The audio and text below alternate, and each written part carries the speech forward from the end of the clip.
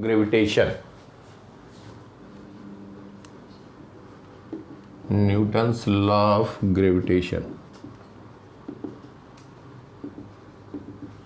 तो यूनिवर्स में कोई भी दो ऑब्जेक्ट अगर है, कोई दो ऑब्जेक्ट है m1 m2, हम कह रहे हैं पॉइंट मास, ध्यान देना इनके बीच का डिस्टेंस है r, तो there will be force of attraction between these two point masses.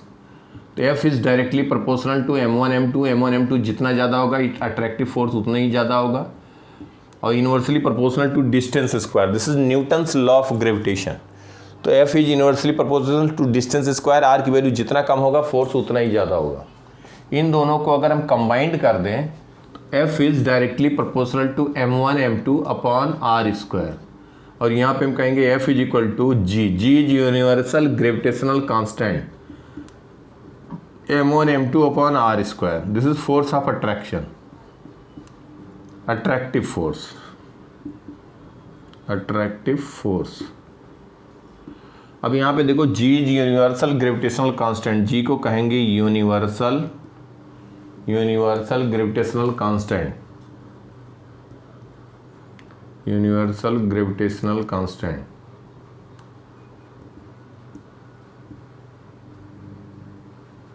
ठीक है बेटा, यूनिवर्सल ग्रेविटेशनल कांस्टेंट, इसकी वैल्यू जो आएगी वो आएगी 6.67 इंटू 10⁻⁻11। बहुत कम वैल्यू है। और यहाँ से देखो यूनिट क्या हो जाएगा जी का, newton metre square, newton metre square upon KG square, newton metre square upon KG square. ये हो गया यूनिवर्सल ग्रेविटेशनल कांस्टेंट। तो जी की वैल्यू कांस्टेंट रहेगा पूरे यूनिवर्स में। अब यहाँ पे देखो दो पॉइंट चार्जेज हैं m1 m2, उनके बीच का डिस्टेंस r है, या इसी को हम कह सकते हैं this is also applicable for spherical body, this is also applicable for point masses और spherical body, also applicable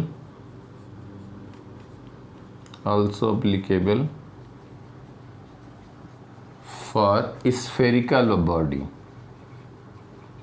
spherical body मतलब कोई भी दो स्फेरिकल ऑब्जेक्ट है, उसका मास m1 m2 है, m1 मास है और यहाँ पे यह है m2, इनके सेंटर का बीच का डिस्टेंस r है, तब भी ये एप्लीकेबल होगा। लेकिन क्यूब है, क्यूबॉइड है, कोई और शेप का ऑब्जेक्ट होगा, उसके लिए नहीं अप्लाई कर सकते हैं। स्फेरिकल ऑब्जेक्ट के लिए भी ये एप्लीकेबल होगा, न्यूटन्स लॉ ऑफ ग्रेविटेशन। ठीक है बेटा, स्क्रीनशॉट लो। बहुत ही आसान चैप्टर है, कुछ नहीं, जी इज कांस्टेंट। अब एक बात देखो यहाँ पे कि जैसे हम लोग कोई दो लोग ऐसे बैठ के बात कर रहे हैं तो उनमें भी फोर्स ऑफ अट्रैक्शन लग रहा है, लेकिन ये मैग्नीट्यूड बहुत कम है, बहुत कम है, 10⁻⁻11। मान लो यहाँ पे ये हम कहते हैं कि 40 kg, दूसरा है 60 kg या 80 kg, या हम कहते हैं 60 kg 80 kg है, डिस्टेंस 1 मीटर 2 मीटर 5 मीटर करें और 10⁻⁻11 से मल्टीप्लाई करेंगे तो दैट इज निग्लिजिबली स्मॉल, इसलिए हमें ये इफेक्ट पता नहीं लगता। क्यों? क्योंकि अर्थ अपनी तरफ जो पुल कर रहा है, अर्थ पुल कर रहा है, जो mg जो हम कहते हैं वेट लग रहा है, अभी आते हैं उस पॉइंट पे, वो वैल्यू बहुत ज़्यादा, तो जो फोर्स ऑफ अट्रैक्शन दो ऑब्जेक्ट में लग रहा है मासेस के कारण, वो वैल्यू बहुत कम हो जाती है। ठीक है बेटा, मिटाएं इसको।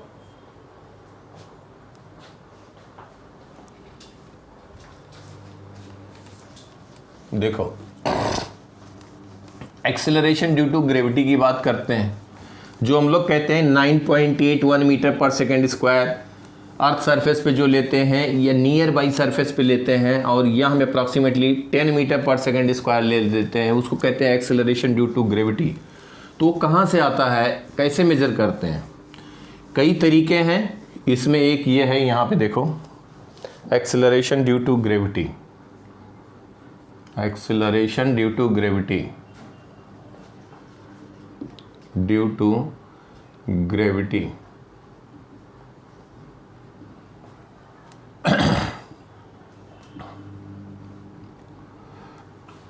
अब हम इसको बात कर रहे हैं at earth surface, earth surface.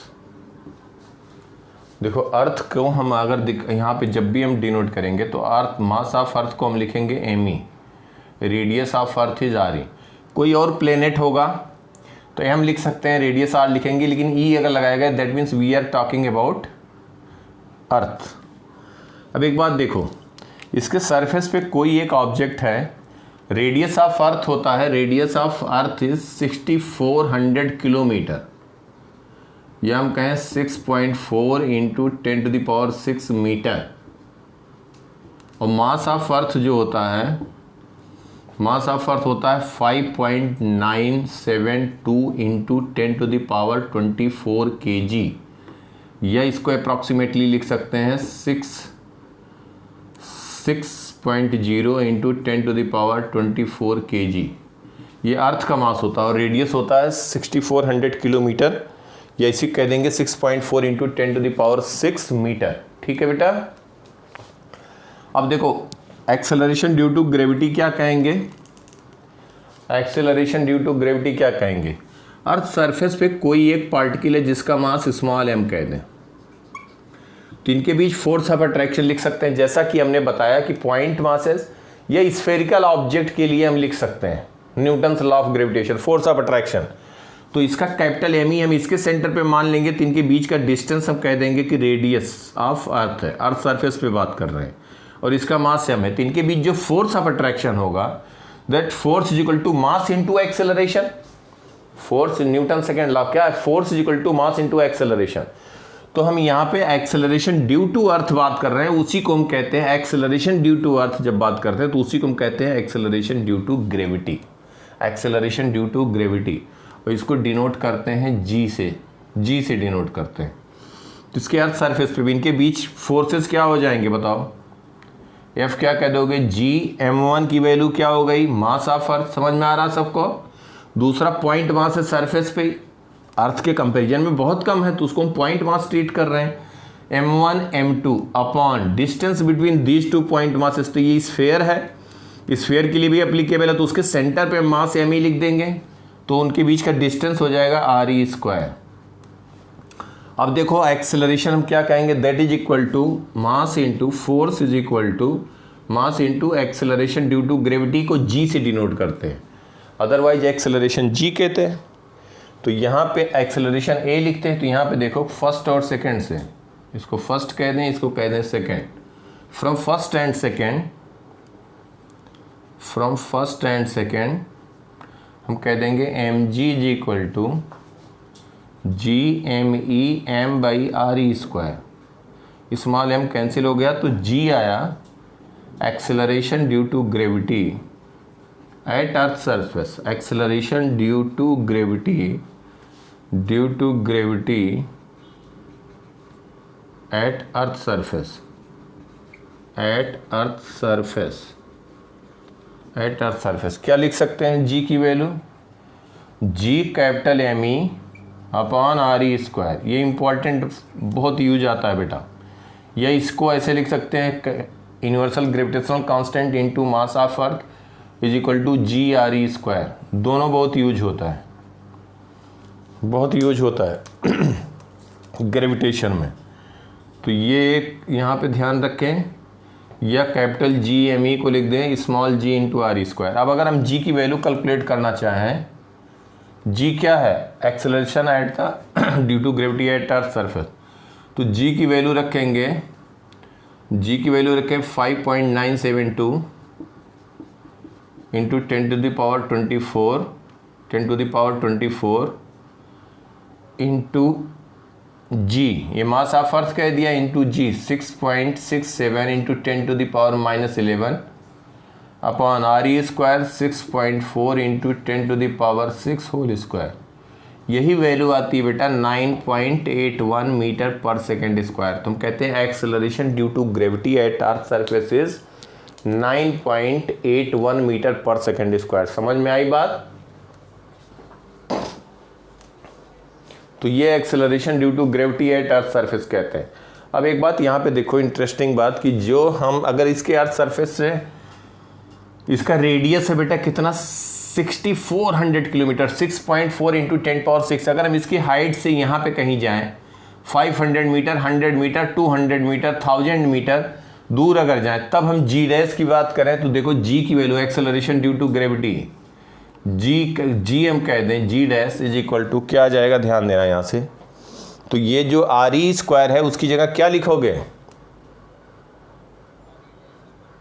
हाँ आर, तो आर ई की जगह लिखेंगे, अगर यहाँ से हम हाइट कह दें बहुत कम हाइट है एच, ध्यान देना एच हाइट की वैल्यू ले ले कोई बात नहीं। अब इनके बीच का डिस्टेंस कितना हो गया, आर ई प्लस एच, ये हाइट एच भी ऐड हो गया, तो जी डैश कहेंगे G M E upon R E plus H whole square. समझ में आ रही बात बेटा? और जी एम ई अभी देखा acceleration due to gravity at earth surface into R E square, G dash is G R E square upon R E plus H. अब एक बात देखो, आर ई रेडियस है 6.4 into 10 to the power 6 metre, 6.4 into 10 power 6 plus 100 करेंगे, बताओ 64, यहाँ पे हम कहें 6400 इंटू 1000, उसमें 100 200 ऐड करेंगे तो we can neglect it, H is very much lesser than R E, तो जी डैश की वैल्यू क्या हो जाएगी, जी हो जाएगा ना बेटा, जो अर्थ सरफेस पे लिखा हमने, जो अर्थ सरफेस पे हमने एक्सेलरेशन ड्यू टू ग्रेविटी लिखा वही वैल्यू हो जाएगी कि नहीं। इसीलिए जब हम काइनेमेटिक्स में, याद करो काइनेमेटिकल इक्वेशन लिखते हैं तो particle is projected with 20 metre पर second, particle is projected with 20 metre पर सेकेंड, और कहते हैं कितनी हाइट पे जाएगी तो वहाँ जी को वेरी नहीं कराते हैं ना, वहाँ जी पे क्या लेते हैं 9.81, क्योंकि 100 मीटर 200 मीटर कितना जाएगा, तो 100-200 मीटर पे ये वैल्यू चेंज नहीं होगी, डेसिमल के थर्ड प्लेस पे जाके चेंज होगी, फोर्थ प्लेस पे चेंज होगी। हमारी बात समझ रहे हैं सब लोग? इसलिए जी हम 9.81 ही लेते हैं जब हम काइनेमेटिकल इक्वेशन करते हैं। क्यों? क्योंकि ये हाइट 50 मीटर 100 मीटर 200 मीटर एक पार्टिकल को प्रोजेक्ट कर रहे हैं, कितनी हाइट जाएगी 100 200 300 मीटर, और ये 6.4 इंटू 10 पावर 6 6400 किलोमीटर के कंपैरिजन में 100 मीटर क्या 100 मीटर मतलब 0.1 किलोमीटर, 6400 किलोमीटर के कंपैरिजन में 0.1 मीटर 0.1 किलोमीटर, तो 6400 प्लस 0.1 लिखे या माइनस 0.1 लिखे तो नियरली हम कह देंगे 6400 किलोमीटर। तो जी वहाँ पे हम कांस्टेंट ले लेते हैं, इसीलिए ले लेते हैं। अब देखो G acceleration due to gravity at earth surface आया, उसको हम स्मॉल जी से डिनोट करते हैं, उसकी वैल्यू होती है 9.81 मीटर पर सेकेंड स्क्वायर। स्क्रीनशॉट लो बेटा इसका, लिया। अब हम कहेंगे variation of G, variation of G. अब देखेंगे अर्थ सरफेस से हम अगर मूव करें, आप हाइट पे मूव करें, इसके डेप्थ में भी जाएंगे, या और से कौन से फैक्टर हैं जिसके कारण जी वेरी करता है, तो वेरिएशन ऑफ जी की बात कर रहे हैं कि एक्सेलरेशन ड्यू टू ग्रेविटी किन वजह से चेंज होता है, तो variation of G due to different causes. तो हम जी की वैल्यू का, अब जब अगर ये हाइट बहुत ज़्यादा हो जाए, रेडियस ऑफ अर्थ के कंपैरिजन हो जाए, तब तो चेंज हो जाएगा ना। देखा अभी फार्मूला, जी की वैल्यू क्या आया, capital G capital M E upon R E plus H whole square. तो अगर एच की वैल्यू आर ई के कंपैरिजन में नेग्लेक्ट नहीं किया जा सकता, तब तो जी की वैल्यू चेंज होगी। समझ में आ रही बात बेटा?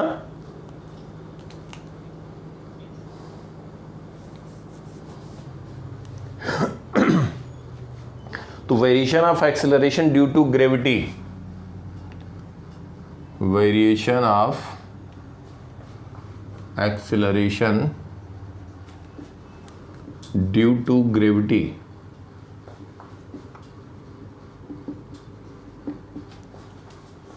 Variation of acceleration due to gravity की बात कर रहे हैं तो पहला ले रहे हैं अबव द सरफेस ऑफ अर्थ, पहला केस ले रहे हैं above the surface of earth, above the surface of अर्थ। देखो अर्थ यहाँ पे है, जो भी बात किया इनफैक्ट एम ई मास एम ई कहते हैं रेडियस आ रही, और अर्थ सरफेस से ये हाइट कहते हैं एच। तो ये यहाँ पे एम ई को हम इसके सेंटर पे कंसंट्रेटेड लेंगे, स्फेरिकल ऑब्जेक्ट है, और इनके बीच का डिस्टेंस कह देंगे आर ई प्लस एच। तो ये जो पॉइंट मास है एम, h हाइट पे है अर्थ सरफेस से, इनके बीच जो फोर्स ऑफ अट्रैक्शन होगा F, हम F की वैल्यू लिख सकते हैं। F can be according to Newton's gravitational law G small m upon दोनों के सेंटर के बीच का डिस्टेंस होल स्क्वायर। ये हो गया फोर्स ऑफ अट्रैक्शन। अब यहाँ पे h हाइट पे अर्थ सरफेस से above the surface of earth at a height h from earth surface, तो हम इसको फोर्स इस पे आ गया तो हम कहेंगे इस F को लिख सकते हैं, दिस इज फर्स्ट, और इसी को लिख सकते हैं mg dash. Force equal to mass into acceleration. g क्यों लिख रहे हैं? क्योंकि हम जब अर्थ के कारण बात करेंगे एक्सेलरेशन का तो उसको कहेंगे एक्सेलरेशन ड्यू टू ग्रेविटी। तो फ्रॉम फर्स्ट एंड सेकेंड हम यहाँ पे लिख सकते हैं mg dash is equal to GME m upon RE plus h whole square. Small m cancel हो गया। GME को क्या लिख सकते हो बेटा? G dash is equal to GME upon RE plus h whole square. Since GME अभी हमने बताया था, याद रख करो कि हमने कहा था इंपॉर्टेंट है, GME is GRE square. G is acceleration due to gravity at earth surface. G is acceleration due to gravity at earth surface. ठीक है बेटा, ये वैल्यू यहाँ रख देंगे तो G डैश आ जाएगा GRE square upon RE plus H whole square. तो यहाँ से हम कह सकते हैं G डैश की value G into RE upon RE plus H whole square. तो जैसे से H बढ़ेगा G की वैल्यू क्या होगा? डिनोमिनेटर बेटा RE से ज़्यादा है तो डिनोमिनेटर तो RE upon RE plus H quantity 1 से कम हुई, इसका होल स्क्वायर इंटू G। तो इसका मतलब G जो होगा वो डिक्रीज कर रहा है, G डिक्रीज कर रहा है। कब डिक्रीज कर रहा है? जैसे से H की वैल्यू बढ़ेगी। अगर इसी में कह दें for H is equal to RE, मतलब कि अर्थ सरफेस से जितना रेडियस अर्थ का उतनी हाइट पे चले जाएं, तो देखो G डैश की वैल्यू आ जाएगी G into G is acceleration due to gravity at earth surface. कितना हो जाएगा? RE upon RE plus RE by 2। तो RE अपॉन 3 RE बाई 2 तो कितना हो जाएगा? 4 अपॉन 9। नहीं बेटा समझ में आया? H की जगह RE बाई 2 लिख दो तो डिनोमिनेटर कितना हो गया? 3 RE बाई 2। बोलो 3 RE बाई 2 हो गया तो RE कैंसिल हुआ तो ये 2 बाई 3 हो गया, उसका होल स्क्वायर तो 4 बाई 9 टाइम हो गया ना। तो जो एक्सेलरेशन अर्थ सरफेस से उससे डिक्रीज कर गया तो G डैश की वैल्यू आ गई 4G by 9 at a height H। मतलब अर्थ सरफेस से H की वैल्यू अगर RE ले लें रेडियस ऑफ अर्थ के बराबर तो इतना डिक्रीज कर जाएगा। अब वही 100 मीटर 200 मीटर लेंगे तो सेम रहेगा नियरली। ठीक,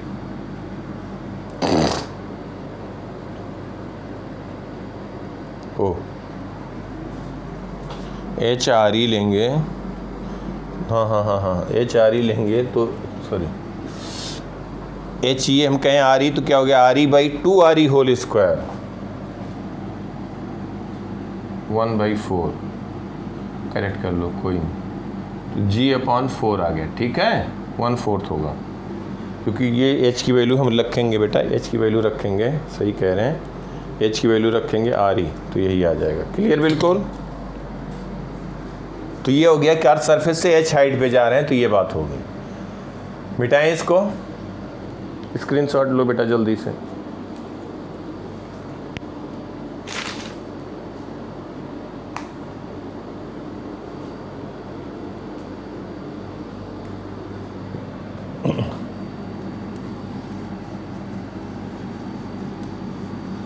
नेक्स्ट हम कहेंगे below the surface of earth. Below the surface of earth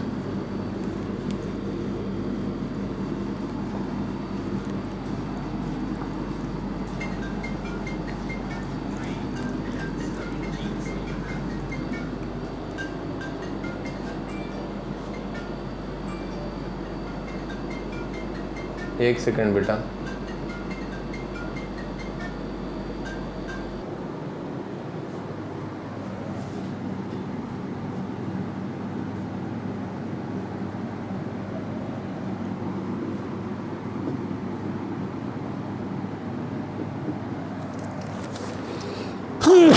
sorry,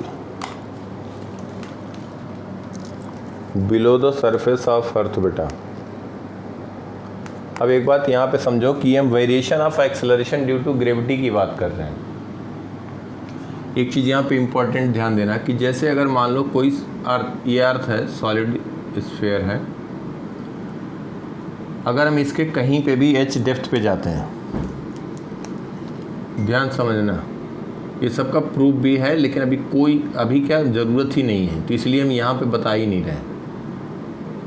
सारे क्वेश्चन होंगे सब कुछ, वो सबको कोई ज़रूरत है ही नहीं। देखो h डेप्थ पे अगर हम बिलो h डेप्थ अर्थ सरफेस के गए, h डेप्थ पे बिलो गए, तो यहाँ पे तो जो ये पार्ट होगा, ध्यान देना, जो रेड से हम दिखा रहे हैं शेडेड पार्ट, इसके कारण तो इस पर फोर्स लगेगा, इसके कारण फोर्स लगेगा।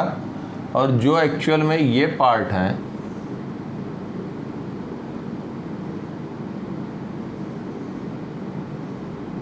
ये जो स्फीयर का पार्ट है, इसके कारण जो यहाँ पे पॉइंट मास हमने प्लेस किया है m पॉइंट मास प्लेस किया, तो इस पार्ट के कारण यहाँ पे फोर्स हो जाएगा इस पे 0। इसके अंदर अगर कोई भी पार्टिकल होगा m मास, तो ये जो पार्ट है, जो भी पार्ट इसके बाहर का जो साइडेड पार्ट है, उसके कारण फोर्स 0 होगा। मतलब अंदर यहाँ पे कहीं पे भी अगर कैविटी है तो वहाँ पे कोई भी पार्टिकल रखा जाए, उसके कारण ये फोर्स 0 होगा। या इसको ऐसे भी कह सकते हैं, कोई सेल है, स्फेरिकल सेल है और इसका मास m है और रेडियस है r, इसके अंदर हम कहीं पे भी एक पॉइंट मास m रखें तो हम कहेंगे कि इस पर जो फोर्स लग रहा सेल के कारण वो क्या हो जाएगा, 0। अब कहेंगे क्यों 0 होगा, ध्यान देना, थोड़ा ब्रीफ में समझा ही देते हैं। जैसे बेटा देखो कि ये स्फेरिकल सेल है, ये सेंटर है, यहाँ पे हम कह रहे हैं कोई पॉइंट मास m होगा तो उस पर 0 होगा। अब ज़रा ध्यान देना, इसी को 2 पार्ट हम कहते हैं सेल का। सब लोग क्लियर दिखाई दे रहा है? अब ये जो मास m है, पॉइंट मास, इसको हम कहते हैं कि स्फेरिकल, ये 2 पार्ट हो गया। एक हम कह रहे हैं, समझो पहले बेटा ध्यान से, ये जो बिगर पार्ट है, यहाँ पे एक मास m रखा गया, और दूसरा हम इसी कह रहे हैं जो जॉइंट है, यहाँ पे पॉइंट मास m रखा है। 2 पार्ट कह सकते हैं ना अलग अलग। बोलो बेटा, ये समझ में आ रही बात सबको? ये तो सेंटर है और यहाँ पे एक पॉइंट मास m रखा है। ये रेड से जो दिखाया, इसका एक राइट पार्ट है, एक लेफ्ट पार्ट है। ये समझ में आई बात सबको? अब देखो, जो इस पे फोर्स लगा रहा होगा ये सेल, तो ये सेल जो होगा वो क्या होगा, किस पे, राइटवर्ड फोर्स लगा रहा होगा, तो इसका मास भी कम है, लेकिन डिस्टेंस जो यहाँ पे मासेज हैं, डिस्टेंस जो मासेज का डिस्टेंस है वो कम है कंपैरेटिवली। देखो तो ये क्या होगा, किस पे, राइटवर्ड नेट फोर्स लगाएगा, वर्टिकल वाला कैंसिल आउट हो जाएगा। ये मास यहाँ पे कम है लेकिन डिस्टेंस भी कम है ये और m के बीच। यहाँ पे मासेस ज़्यादा है, यहाँ पे मास m ज़्यादा है, जो मास डिस्ट्रीब्यूशन है ज़्यादा है, लेकिन इनका डिस्टेंस भी ज़्यादा है ना। समझ पा रहे हो बात को? तो इस पे जो लेफ्टवर्ड फोर्स लगेगा, वो फोर्स और इस पे जो राइटवर्ड फोर्स लगेगा, दोनों इक्वल एंड अपोजिट होंगे, इसलिए नेट फोर्स जो रहेगा inside shell that will be 0। एक चीज़, inside shell force will be 0। और जो ये पार्ट हमने बनाया, यहाँ पे ध्यान दो, इसी को हम कह सकते हैं कि स्फेरिकल सेल है, dx थिकनेस का एक सेल है। फिर दूसरा हम कह दें कि dx थिकनेस का सेल दूसरा ले लिया जाए, फिर तीसरा सेल ले लिया जाए, तो इसके अंदर हम कह सकते हैं डिफरेंट सेल है, m1 मास, m2 मास, इसको कह दें m3 मास। तो डिफरेंट सेल हैं, उनके इनसाइड किसी पॉइंट पे बात किया जा रहा है, उनके इनसाइड किसी पॉइंट पे बात किया जा रहा है। तो इस स्मॉल m पे due to m1 m2 m3 क्या कह दोगे बेटा, 0। समझ में आई हमारी बात? सेल के इनसाइड 0 होगा। स्क्रीनशॉट लो इसका, बस ये समझ लो, सेल के इनसाइड 0 होगा। तो ये डिफरेंट सेल हो गया, तो ये पार्ट के कारण फोर्स नहीं लगेगा, केवल इस पार्ट के कारण लगेगा। स्क्रीनशॉट लिया? समझ में आया सबको? भाव, दिव्यम बोलो बेटा, हर्षित, अंजलि, अंजने, सबको समझ में आ गई बात यहाँ तक?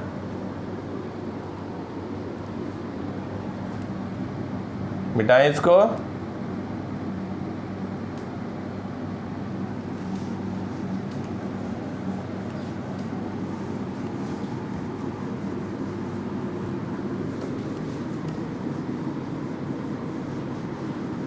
तो अब देखो हम h डेप्थ पे, अर्थ सरफेस से h डेप्थ पे जा रहे हैं और ये हम कैलकुलेट करना चाह रहे हैं कि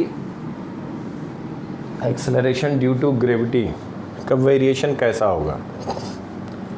तो इसको हम यहाँ पे दिखा रहे हैं अर्थ और h डेप्थ पे कहीं पे गए,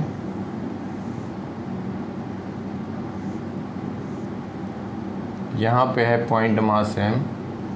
तो जो साइडेड पार्ट है बेटा, इसी के कारण इस पे फोर्स लगेगा। जो साइडेड पार्ट है, जो रेड से पार्ट है, उसके कारण फोर्स हो जाएगा 0।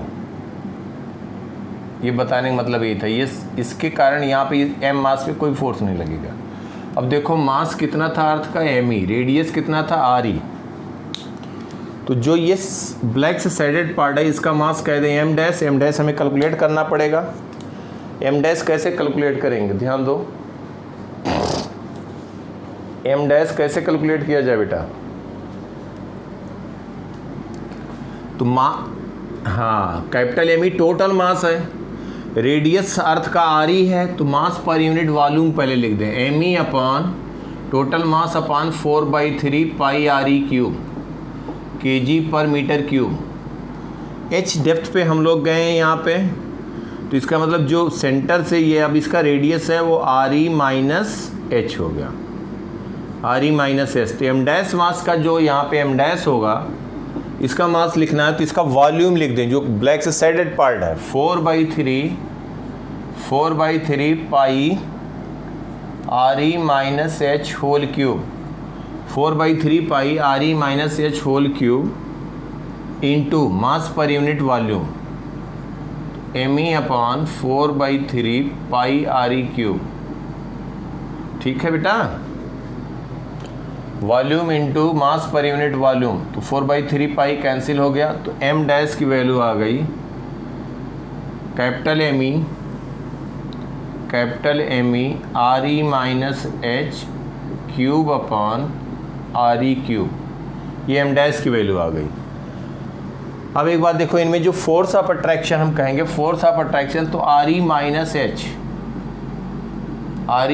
एच और यहाँ पे प्लेस्ड है m मास, तो इनके बीच जो फोर्स ऑफ अट्रैक्शन होगा, इसका मास हमें पता लग गया m डैश, और इनके सेंटर के बीच का डिस्टेंस re माइनस एच हो गया।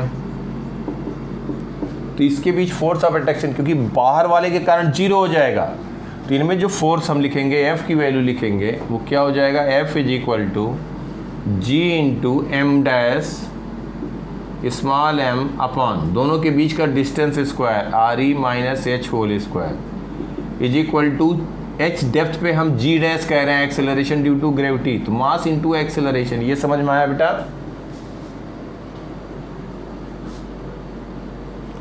मास into acceleration due to gravity g dash. ये समझ में आया, बोलो।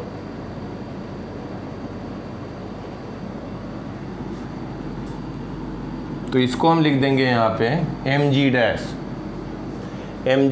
तो स्मॉल m कैंसिल हो जाएगा और ये हम g डैश की वैल्यू बता देंगे। g डैश की वैल्यू लिखने जा रहे हैं, देखो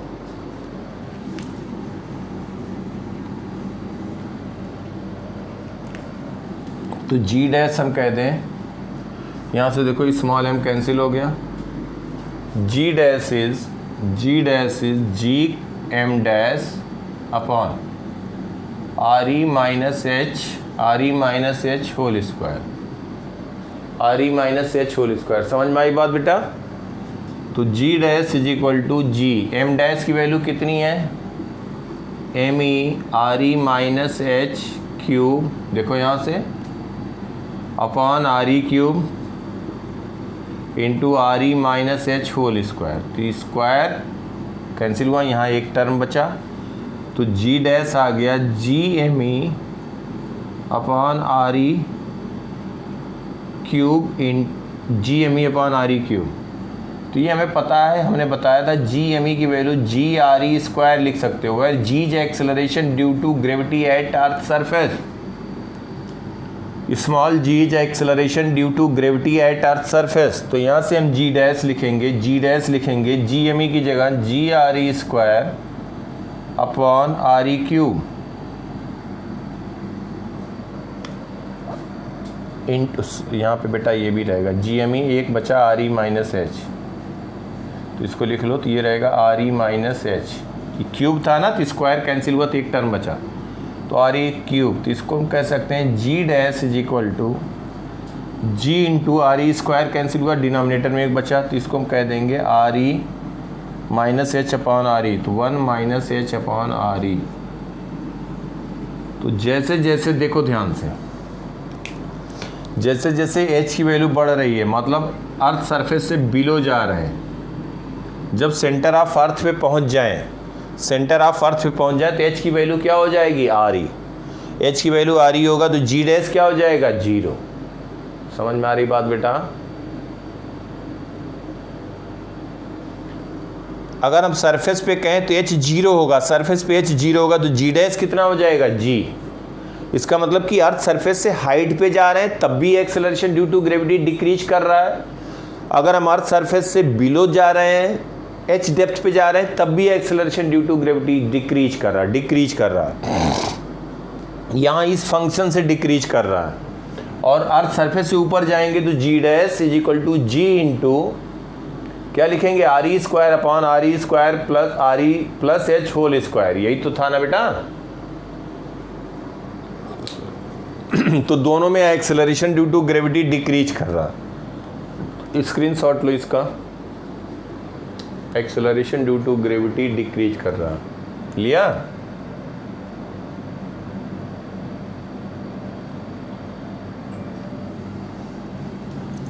अब अगर इसका ग्राफ ड्रा करें, अगर सेंटर से हम डिस्टेंस स्मॉल r लें, ध्यान देना, सेंटर से स्मॉल r लें तो RE माइनस एच को क्या लिख दोगे, स्मॉल r। बोलो, if small r is equal to RE minus H, तो G डैश लिखोगे G RE minus H upon RE, तो G डैश क्या आ जाएगा, G into small r upon RE, तो G डैश लिखोगे G अपॉन RE, ये तो कांस्टेंट हो गया, इंटू R। समझ में आ रही बात? R की जगह क्या है, RE माइनस एच, तो सेंटर से R डिस्टेंस लें तो लीनियरली इंक्रीज कर रहा, R जब 0 होगा, जब सेंटर पे बात करें तो R की वैल्यू 0, R 0 का मतलब H हो गया RE। समझ में आ रही हमारी बात?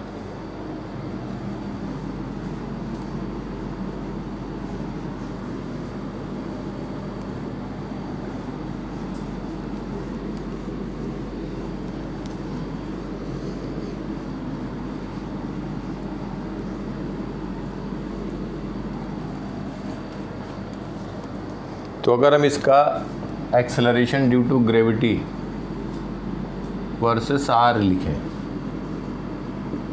G डैश वेरिएशन, तो R is distance from centre of earth, R is distance from centre of earth, from centre of earth.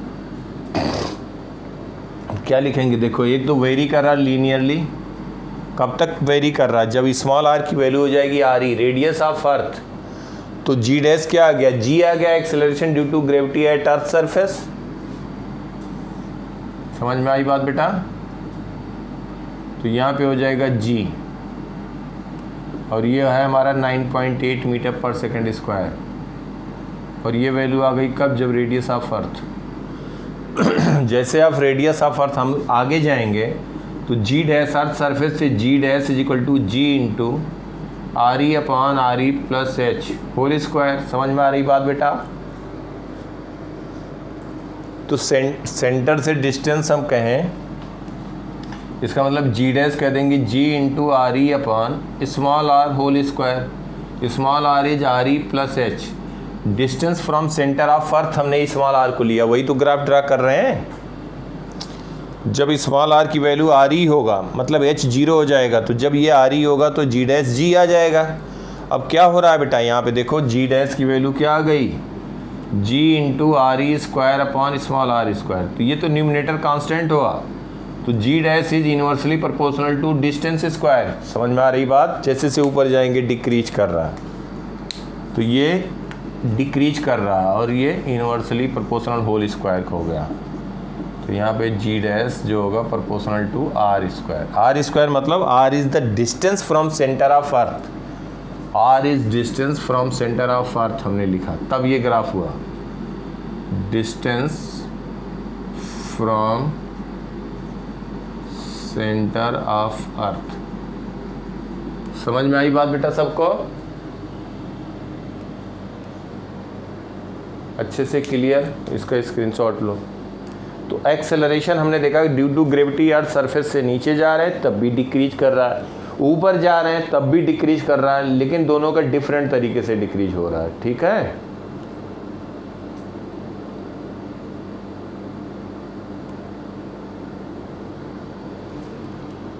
Screenshot लिया बेटा?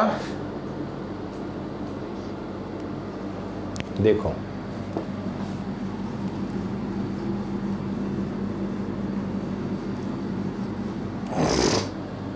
तीसरा देखो, acceleration of G due to latitude. Earth basically due to या latitude कहें या due to rotation of earth कह सकते हैं। अर्थ अपने एक्सिस पे सबको पता है रोटेट भी कर रहा है, अभी तो क्या हम कंसीडर कर रहे हैं, सिंपली हम कह रहे हैं, क्या कह रहे हैं बेटा, कि अर्थ स्टेशनरी है और हम उसके सरफेस से एच डेप्थ पे जा रहे हैं, एच हाइट बिलो जा रहे हैं। एक पॉइंट इंपॉर्टेंट कम है लेकिन है भी, ड्यू टू शेप भी लिख लो, कोई बात नहीं। Due to shape, JEE mains वगैरह हम पूछ लेते हैं, स्कूल में पूछ लेते हैं, शेप ऑफ अर्थ। ध्यान देना, अर्थ का शेप एकदम एग्जैक्ट स्फेरिकल नहीं है, समझ रहे बेटा, एकदम स्फेरिकल नहीं है। अर्थ का हम अगर बात करें तो ये हम कहेंगे इक्वेटर, इक्वेटर, और इसको कहते हैं पोल। इक्वेटर पे जो रेडियस होता है वो 21 किलोमीटर ज़्यादा होता है अर्थ का, पता है? इसको कह दें R2, ये कह दें R2। वैसे याद है बेटा, कुछ कुछ तो 9th में तुम लोगों का था, मुझे याद आया, 9th में तो R1 की वैल्यू हम कहेंगे R2 प्लस 21 किलोमीटर, 21 किलोमीटर ज़्यादा होता है। अब एक बात बताओ कि जब 21 किलोमीटर ज़्यादा होगा तो अर्थ सरफेस पे अगर हम बात करें तो एक्सेलरेशन ड्यू टू ग्रेविटी सबसे कम कहाँ पे होगा? इक्वेटर पे। सबसे ज़्यादा कहाँ पे होगा? पोल पे, एट इक्वेटर। एट इक्वेटर जी हम कह दें इसको 0.1 या ई कह दें, इसको पी कह दें, जी एट इक्वेटर कहें। तो इक्वेटर पे अगर ये मास रखा और मास ऑफ अर्थ है एम ई, तो क्या कहोगे? Force upon M. तो इसको हम कहेंगे G mass of earth into small M upon R1 square into M. तो जी ई आ गया, जी एम ई को लिख सकते हो G M E upon R1 square. तो इसको हम कह सकते हैं G E is equal to G R E square upon R1 square. ध्यान देना बेटा, जी हमने कब लिया था? जब स्फेरिकल था। स्फेरिकल था तो अर्थ सरफेस पे स्मॉल जी हर जगह लिया था same. G is acceleration due to gravity, acceleration due to gravity, due to gravity, acceleration due to gravity क्या लिखेंगे? Due to sphere having radius R E. अब देखो R1 is greater then sphere, जब हम यहाँ पे बात करेंगे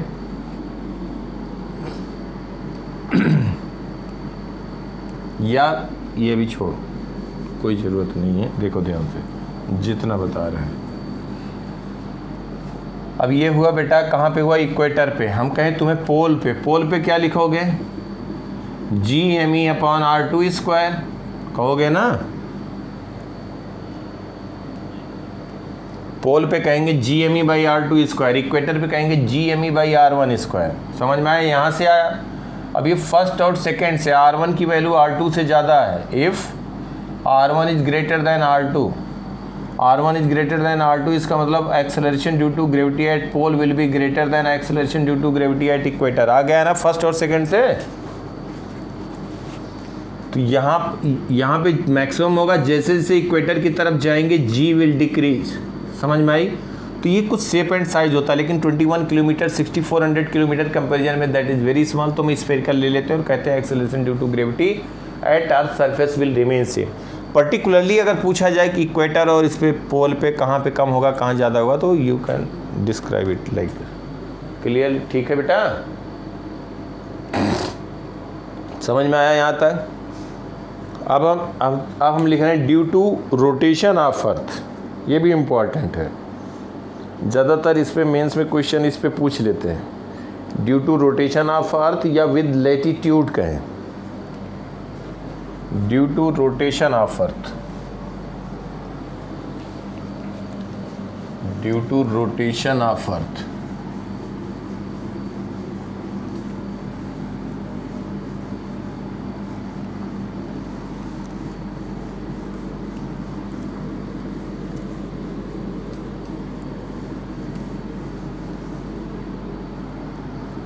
ड्यू टू रोटेशन ऑफ अर्थ।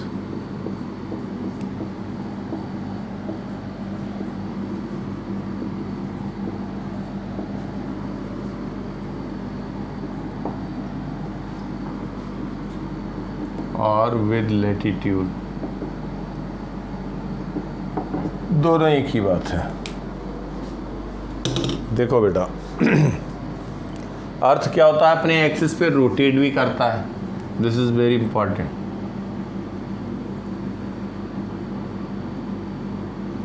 अब बेटा ये हुआ अर्थ का इक्वेटर,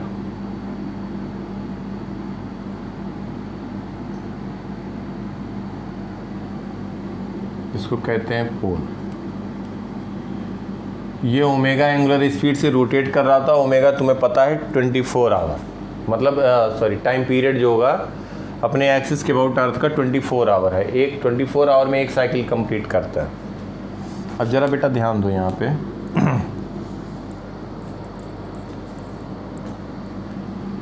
ये अर्थ रोटेट कर रहा, कोई ऑब्जेक्ट अगर इसके सरफेस पे है, स्मॉल एम, ये एंगल कह दे थीटा, थीटा 0 होगा तो ये ऑब्जेक्ट कहाँ जाएगा, इक्वेटर पे। थीटा 90 हो जाएगा तो ऑब्जेक्ट कहाँ जाएगा, पोल पे। बिल्कुल सही। अब बेटा ध्यान दो कि ये जो ऑब्जेक्ट है ये इक्वेटर से इस पॉइंट पे आ गया when eight an angle theta. ये रोटेट कर रहा, तो ये पार्टिकल जो होगा इसका पाथ क्या होगा, सर्कुलर होगा, हॉरिजॉन्टल प्लेन में ऐसे सर्कुलर होगा ना बेटा। देखो, और ये रेडियस हो गया अर्थ का आर ई, ये एंगल लिया गया थीटा, इसका रेडियस कह देंगे जो सर्कुलर पाथ है वो आर, स्मॉल आर है। ये तो अर्थ सरफेस पे है तो ये स्मॉल आर का सर्कुलर पाथ बना रहा है ना बेटा। इसकी भी एंगुलर स्पीड ओमेगा होगी, एंगुलर स्पीड ओमेगा होगी, रोटेट कर रहा होगा। समझ में आ रही बात? ये थीटा है तो ये एंगल कितना हो गया, थीटा।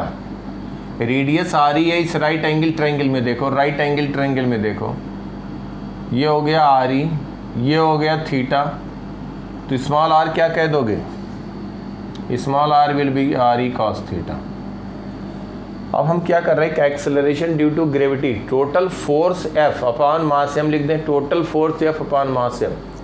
तो टोटल फोर्स कैसे लिखेंगे, एक तो देखो कि ये अगर रोटेट नहीं कर रहा होता तो इस पर एक्सेलरेशन ड्यू टू ग्रेविटी, ध्यान देना बेटा, एम जी लग रहा होगा, अर्थ सरफेस पे जी हमने बताया ना एक्सेलरेशन ड्यू टू ग्रेविटी होगा।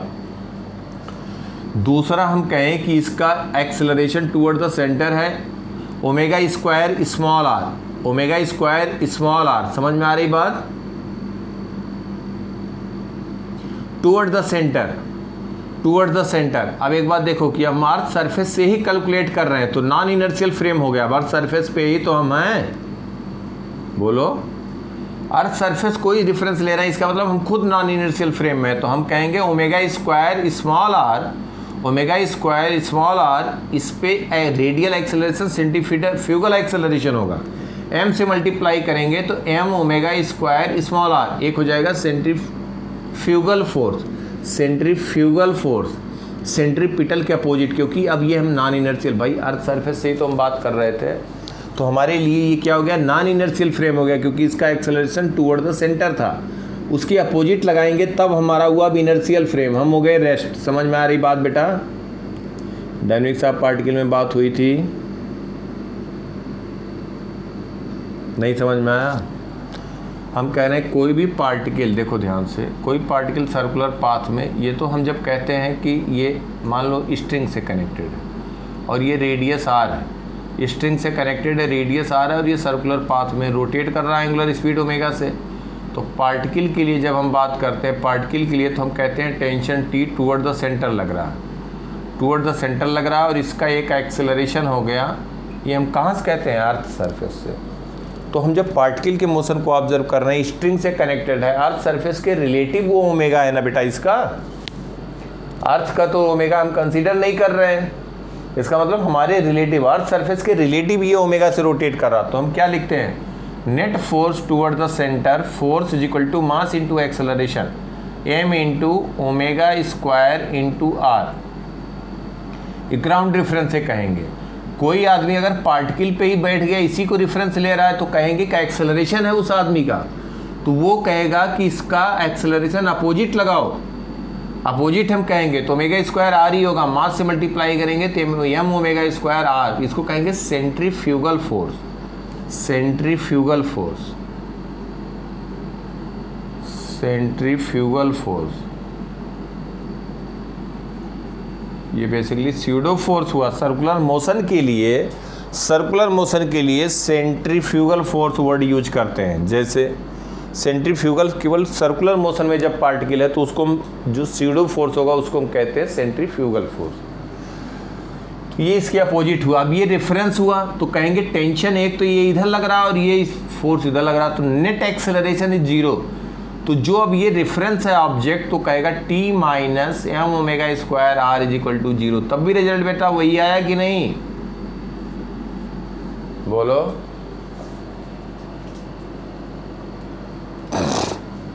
हमारा बताने का मतलब केवल एक अर्थ सरफेस पे जो भी ऑब्जेक्ट है वो अर्थ सरफेस का ही एंगुलर वेलोसिटी कंसीडर कर रहा है, तो मैन का भी होगा।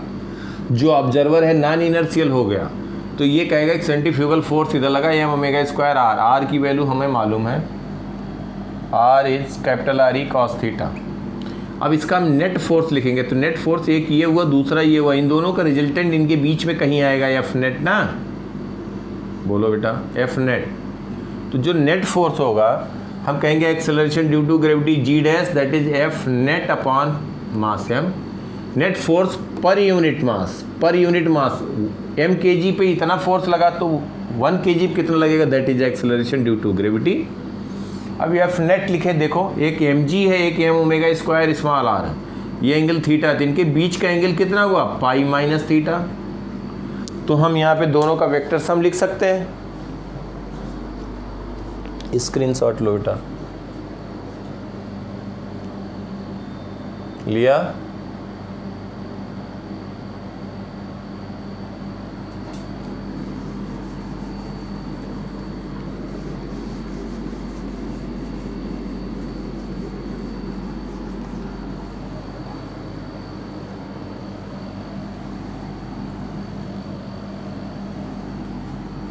देखो तो हम एफ नेट लिख दें अंडर रूट पी क्यू, दो vector eight an angle theta act कर रहे हैं। थीटा क्या हो गया, दोनों बीच का एंगल हो गया पाई माइनस थीटा। तो M G whole square plus M omega square R whole square P square plus Q square plus 2 P Q M G M omega square R into cos, cos of pi minus theta, दोनों बीच angle है पाई minus theta. ये समझ में आया बेटा?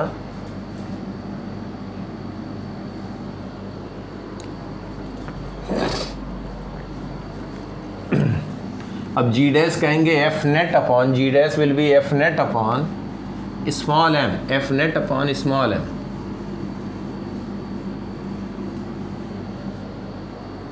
तो यहाँ पे हम कहेंगे कि G dash is equal to F net upon small M. तो बेटा देखो एम स्क्वायर और यहाँ एम स्क्वायर है तो ये बाहर ले सकते हैं, m हट जाएगा, ये समझ में आ रहा सबको? यहाँ पे हो जाएगा G square plus omega square r upon G whole square, ये समझ। जी अगर बाहर ले लें तब, अभी नहीं लेते हैं, कोई बात नहीं, एक स्टेप और लिख देते हैं। ये हो जाएगा G square plus omega square r whole square plus 2g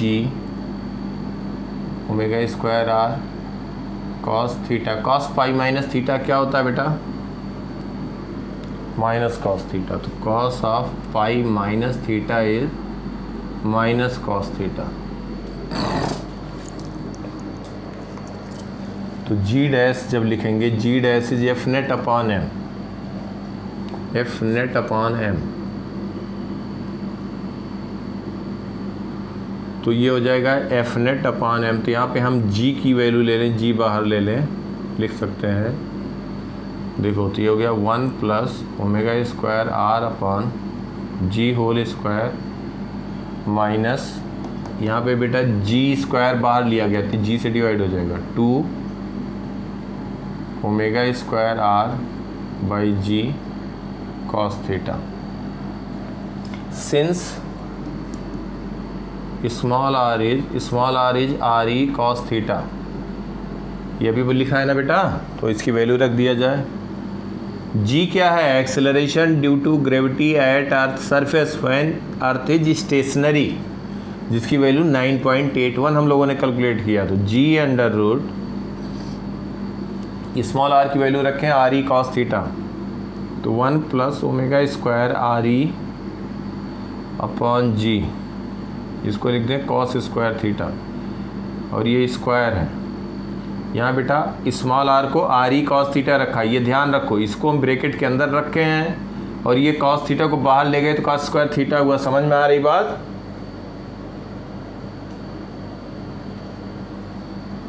-2 omega square small are को आर ई कॉस थीटा, तो are E upon ji cos theta एक है, एक ये कॉस थीटा है, तो कॉस स्क्वायर थीटा। यहाँ तक बात क्लियर बेटा? ये acceleration due to gravity at an angle theta, ये समझ में आ गई बात? हम कह दें कि एट पोल जी डैश की वैल्यू क्या होगा? ये हम क्या लिख रहे हैं? Due to rotation of earth, due to rotation of earth लिख रहे हैं। एट पोल थीटा हो जाएगा 90 डिग्री, एट पोल थीटा हो जाएगा 90 डिग्री। ठीक है बेटा? एट पोल थीटा हो जाएगा 90, तो जी डैश की वैल्यू क्या आएगी? ये जीरो हो गया, जीरो हो गया, जी आ गया ना बेटा। Acceleration due to gravity is due to rotation, कोई इफेक्ट नहीं पड़ेगा। कहाँ पे? पोल पे। पोल पे एक्सेलरेशन ड्यू टू ग्रेविटी वही रहेगा जो अर्थ स्टेशनरी है। अगर हम कहें at equator, at equator theta कितना हो जाएगा? 0, थीटा हो जाएगा 0। एट इक्वेटर हम कह दें तो G dash is equal to G, ये 1 हुआ तो देखो 1 plus omega square R E upon G whole square minus 2 omega square R E upon G, ये 1 हो गया। तो क्या लिख सकते हो इसको बेटा? जी डैश 1 प्लस लिख देते हैं, देखो ध्यान, कोई बात नहीं, कोई बात नहीं, देखो इसको लिख दिया जाए तो ये क्या आ जाएगा? ए को ए मान लो 1 को, तो A square plus B square omega square R E upon G whole square, A square plus B square minus 2ab, तो omega square R E upon G. ठीक है बेटा? A square plus B square minus 2ab आया, तो G dash को क्या लिख सकते हो? जी इंटू अंडर रूट के अंदर है तो A minus B whole square, under root A minus B whole square is equal to A minus B. A 1 है minus omega square R E by G, ये समझ में आई बात? तो जी डैश आ गया at equator. Omega is angular speed of earth, screenshot लो बेटा। लिया।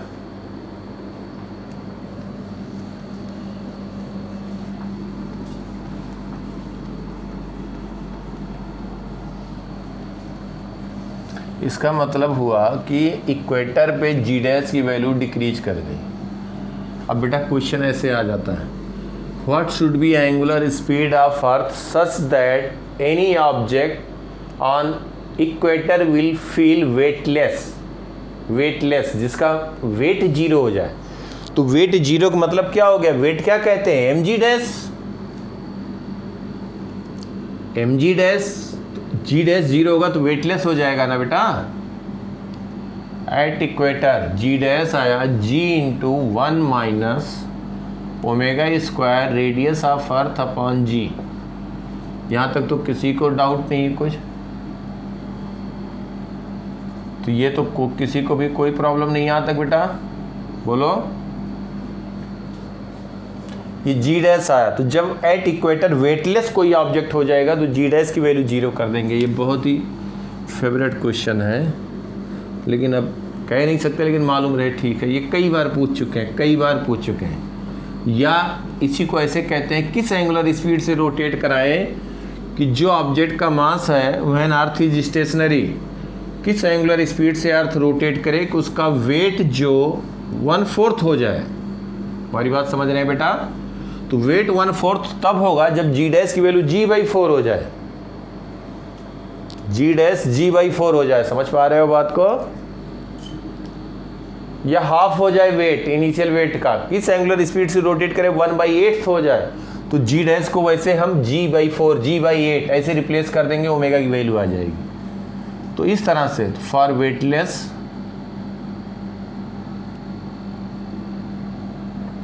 Eight equator G dash will be zero. G dash zero करेंगे तो 1 minus omega square R E by G is equal to zero हुआ, तो omega square is equal to G upon R E हुआ। तो omega हो गया under root G upon R E,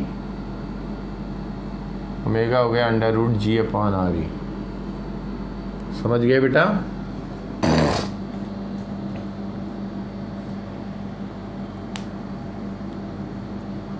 omega हो गया under root G upon R ई।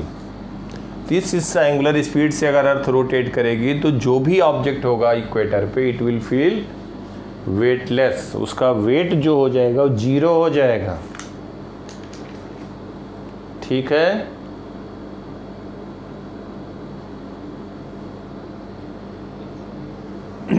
मिटाया जाए।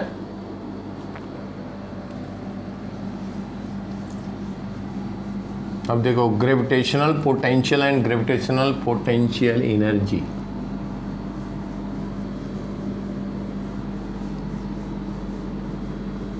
Gravitational potential and gravitational potential energy.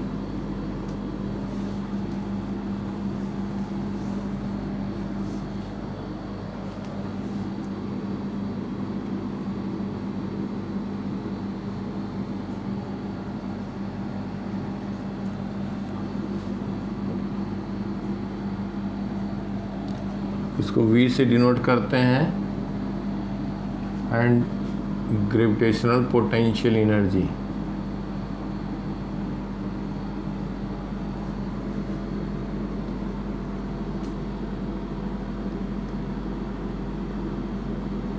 इसको U से डिनोट करते हैं। ठीक है बेटा?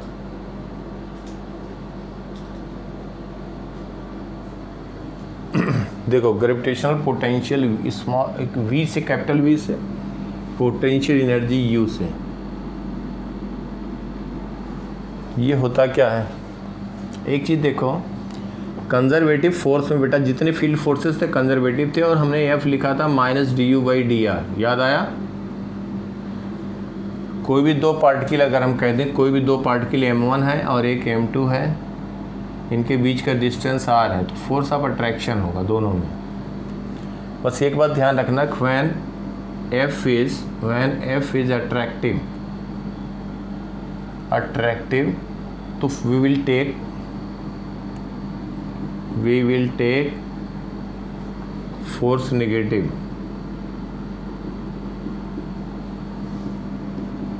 when F is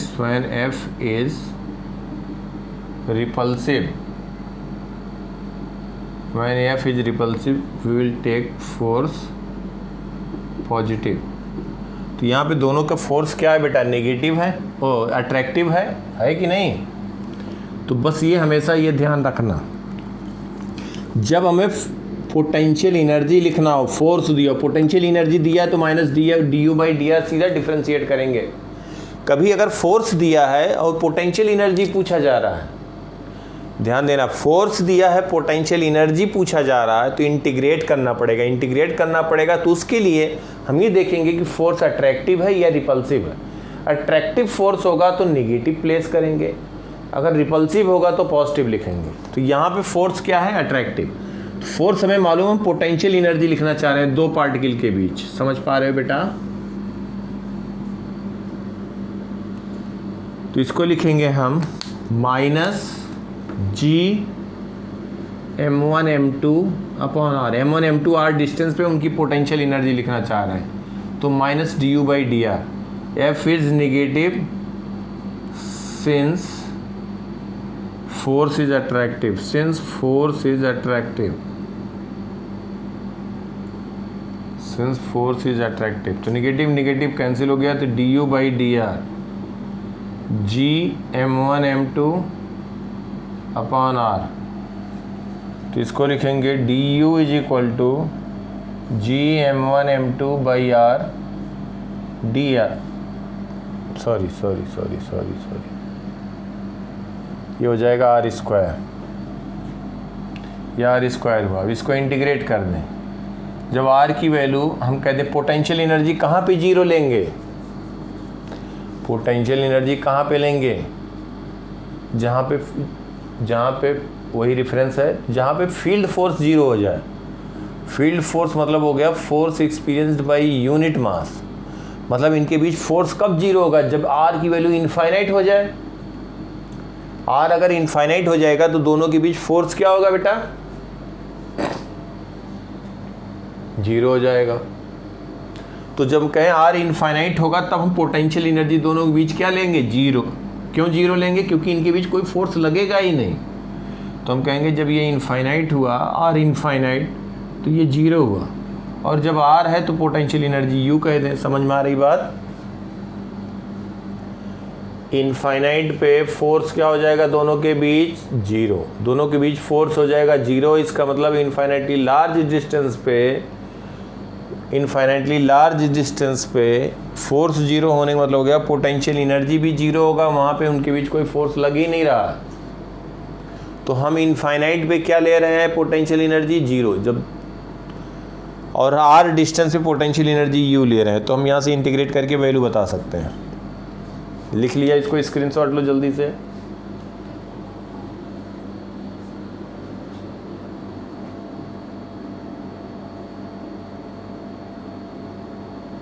लिया,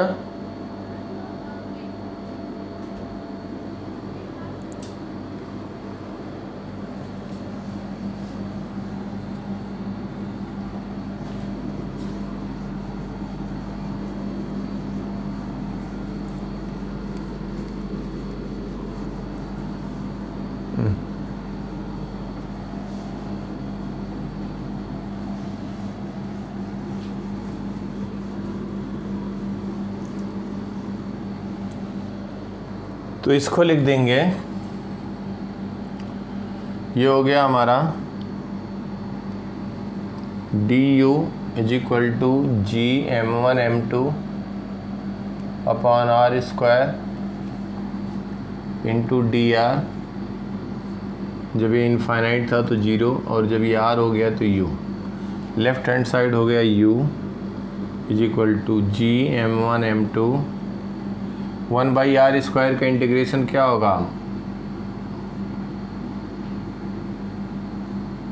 हाँ ये हो गया आर, यू कहेंगे G m1 m2 into 1 by minus sign बाहर ले लिया क्योंकि इसका ये आया -1 बाई आर। एक स्टेप और लिख देते हैं, कोई बात नहीं। देखो -1/r, और ये हो गया इनफाइनाइट, ये हो गया r लिमिट। तो ये आया minus gm1m2 1/r infinite r, तो माइनस gm1m2/r, माइनस को बाहर ले लिया, माइनस gm1m2/इंफिनिटी, ये हो गया 0। तो पोटेंशियल एनर्जी बेसिकली आ गया माइनस gm1m2/r। ठीक है, ये ग्रेविटेशनल पोटेंशियल एनर्जी निगेटिव आया।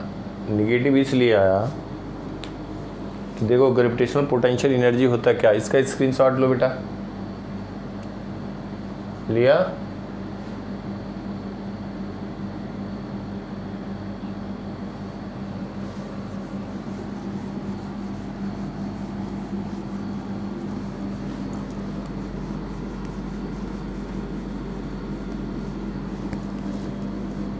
देखो ग्रेविटेशनल पोटेंशियल एनर्जी का मतलब क्या हुआ कि अगर कहीं पे कोई एक ऑब्जेक्ट है, स्फेरिकल है, पॉइंट ऑब्जेक्ट है, हमने बताया कि उसको लिख सकते हो, और यहाँ से r डिस्टेंस पे ये कहा जाए कि work done by external agent. जरा इस बात को समझो कि work done by external agent to bring mass small m from infinite to particular point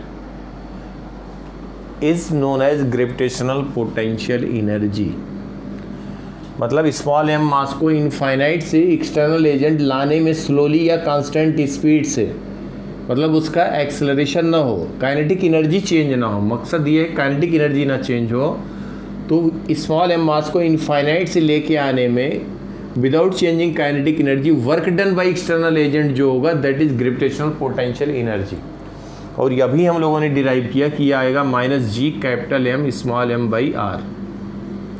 इसलिए ये निगेटिव आ रहा है क्योंकि कभी किसी इंस्टेंट पे अगर ये x पे होता तो इस पर gravitational force of attraction leftward है, एक्सटर्नल एजेंट इस पर राइटवर्ड लगाएगा फोर्स, इसको कांस्टेंट स्पीड से लाने के लिए। जैसे जैसे फोर्स बढ़ रहा है ये भी बढ़ रहा है, तो अपोजिट फोर्स लग रहा है, डिस्प्लेसमेंट इधर हो रहा है, इसलिए क्या हो रहा है, वर्क डन निगेटिव आ रहा है। समझ पा रहे हो, एक्सेलरेट ना कर जाए इसलिए उसको हम अपोजिट डायरेक्शन में फोर्स लगा रहे हैं। बाकी ग्रेविटेशनल फील्ड में आ गया, अपने आप वो अट्रैक्ट कर लेगा। समझ में आई बात बेटा? तो वर्क डन, इसका ये SI यूनिट होगा जूल। अब ग्रेविटेशनल पोटेंशियल क्या होता है, work done by external agent to bring unit mass from infinite to particular point P। 1 kg लाने में जो वर्क होगा तो उसी को कहते हैं पोटेंशियल। तो U/m कह देंगे भाई, स्मॉल m को लाने में वर्क डन ये रहा ग्रेविटेशनल पोटेंशियल एनर्जी। तो पोटेंशियल जो होगा V की वैल्यू हो जाएगी -Gm/r। ये समझ में आया सबको? This will become gravitational potential. तो कहीं पे भी दो पार्टिकल हैं या एक स्फीयर है जिसका मास M है, सेंटर से r डिस्टेंस पे स्मॉल m है, इनका ग्रेविटेशनल पोटेंशियल एनर्जी कहा जाए तो -Gm स्मॉल m/r। पोटेंशियल कहा जाए ग्रेविटेशनल पोटेंशियल -Gm, यहाँ 1 kg रख देंगे, स्मॉल m की जगह 1 kg, तो r जूल पर kg, ये हम कहेंगे जूल। ये हो गया दोनों की यूनिट। यहाँ तक बात समझ में आया सबको? लिख लो इसको।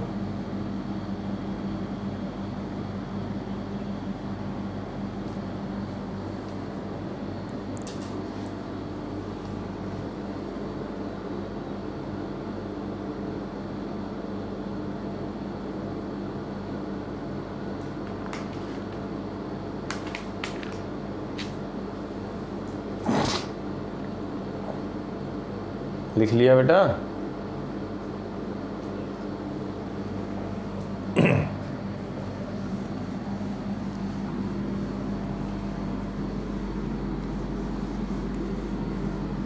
लिखो next, escape velocity. Escape velocity नाम सुना होगा।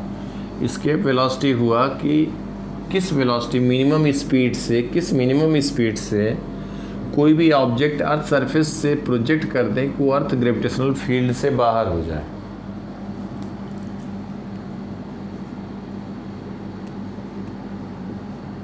एस्केप वेलोसिटी, इसको डिनोट करते हैं वी से, escape velocity.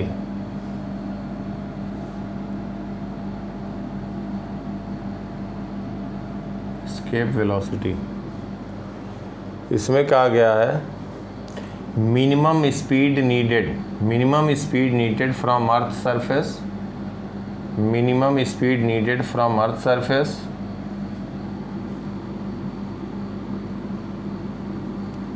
such that it will leave earth gravitational field such that it will reach to infinity, मतलब वापस ना आए। Minimum speed required from earth surface.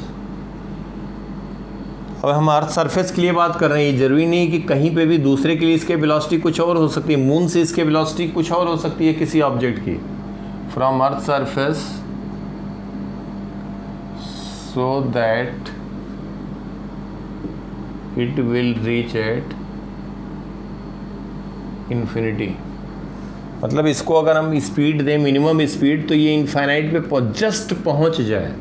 इसका मतलब जो इसकी टोटल एनर्जी है इस पे, कहाँ पे, अर्थ पे जब इनफाइनाइट पे पहुंचेगा तो पोटेंशियल एनर्जी क्या हो जाएगा, जीरो, और वहाँ पे जस्ट पहुंच जाए, मतलब उसकी स्पीड क्या हो जाए, वहाँ पहुँच के जीरो हो जाए। उससे ज़्यादा स्पीड देंगे तो ये इनफाइनाइट पे पहुँचेगा, लेकिन इनफाइनाइट पे कुछ उसकी काइनेटिक एनर्जी भी रहेगी। हमारी बात समझ रहे हैं बेटा? उससे ज़्यादा स्पीड देंगे तब भी चला जाएगा, लेकिन मिनिमम स्पीड नीडेड है। तो हम क्या कहेंगे, समझ पा रहे हो सब लोग? Mass M E radius of earth R E. तो मिनिमम स्पीड अगर देंगे तो ये मान लो कि इनफाइनाइट पे पहुंच गया, या यहाँ से हम कहें कि इसको स्पीड दिया गया v और इनफाइनाइट पे पहुंच गया। इनफाइनाइट पे पोटेंशियल एनर्जी जीरो हो गया और जस्ट पहुंचा, काइनेटिक भी जीरो हो गया, तो वापस नहीं आएगा। इससे ज़्यादा स्पीड देंगे तो पोटेंशियल तो इनफाइनाइट पे जीरो हो जाएगा, लेकिन इसके पास कुछ v डैश, कुछ काइनेटिक एनर्जी भी रह जाएगा।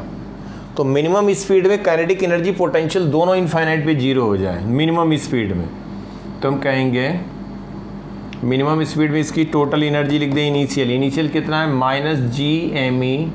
अर्थ सरफेस पे टोटल एनर्जी कितना है, minus G M E M upon R E. Gravitational potential energy अभी बताया, बोलो बेटा। काइनेटिक एनर्जी इसका कह देंगे हाफ एम वी स्क्वायर, और कहाँ पे, इनफाइनाइट पे चला जाए, इनफाइनाइट पे जस्ट पहुंच जाए तो पोटेंशियल एनर्जी क्या कह देंगे, जीरो। काइनेटिक क्या कह देंगे, जीरो। तो यहाँ से मिनिमम स्पीड आएगा, उससे ज़्यादा स्पीड देंगे तो काइनेटिक जीरो नहीं होगा इनफाइनाइट पे। समझ में आई बात? तो यहाँ से हम कहेंगे half M V square is equal to G M E M by R E. Small M cancel हुआ तो वी स्क्वायर आ गया, two G M E upon R E. V square कह दिया, जी एम ई को क्या कहोगे, two G R E square upon R E. एक आर कैंसिल हो गया, यहाँ से कहेंगे वी ई हो जाएगा under root two G R E. तो ये क्या आ गया बेटा, एस्केप वेलोसिटी। अब यहाँ पे अगर इसकी वैल्यू हम रखें, इसकी वैल्यू अगर हम कैलकुलेट करना चाहें तो वी ई हो जाएगा अंडर रूट टू 9.81 6.4 इंटू 10⁻⁶, यह आएगा मीटर पर सेकेंड।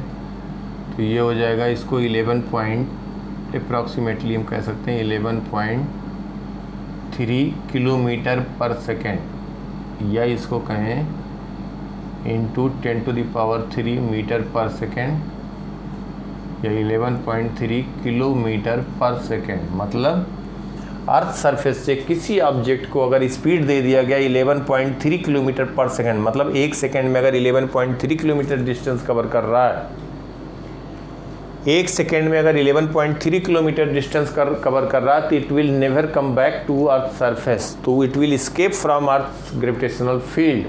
या हम कहीं जस्ट इन्फिनिटी पे पहुंच जाएगा तो इसको हम कहते हैं इस्केप वेलोसिटी। पर्टिकुलर डायरेक्शन रहेगा तो वेलोसिटी हो गया, डायरेक्शन के साथ बात करेंगे मैग्नीट्यूड कहेंगे तो स्पीड हो गया।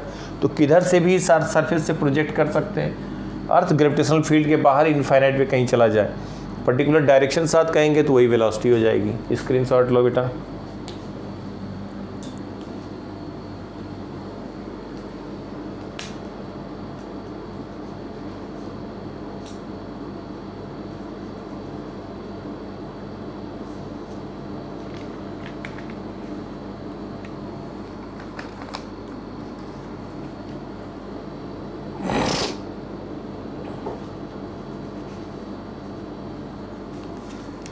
ले लिया?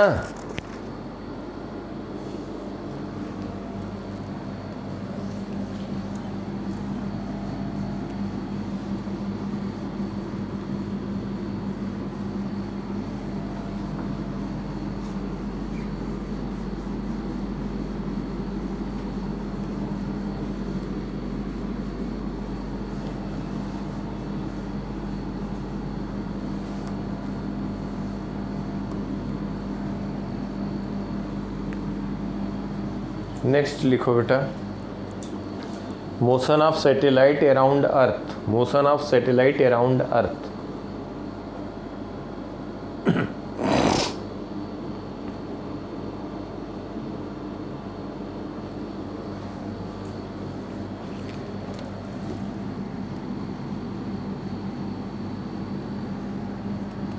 मोशन ऑफ सैटेलाइट अराउंड अर्थ।